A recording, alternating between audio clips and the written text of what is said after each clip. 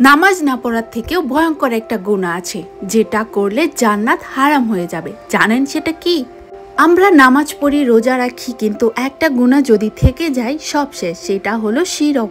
শিরক মানে আল্লাহ ছাড়া অন্য কারো কাছে সাহায্য চাওয়া, তাবিজের উপর ভরসা করা, কারোর শক্তিকে আল্লাহর সমান ভাবা। আজও কত মানুষ বলে অমুক ছাড়া আমার কাজ হবে না। এটাই শিরক। কোরআনে স্পষ্ট বলেছেন, নিশ্চয় আল্লাহ শিরক ক্ষমা করেন না, এর বাইরে যাকে চান ক্ষমা করে দেন। ভাবুন তো, আল্লাহ না করলে ক্ষমা কি হবে আমাদের? এর চেয়ে বড় সতর্কতা আর কি হতে পারে? এক মুহূর্তের জন্য কাউকে আল্লাহ সমান মানবেন না। দোয়া করবেন শুধু আল্লাহর কাছে, কারণ শিরক থেকে মুক্ত না হলে নামাজ রোজা কিছুই কাজে আসবে না। চলুন আজকেই প্রতিজ্ঞা করি, আমরা শিরকের সব পথ বন্ধ করব, আল্লাহর উপরেই ভরসা করব, কারণ জান্নাতের চাবি শুধু আল্লাহর হাতে।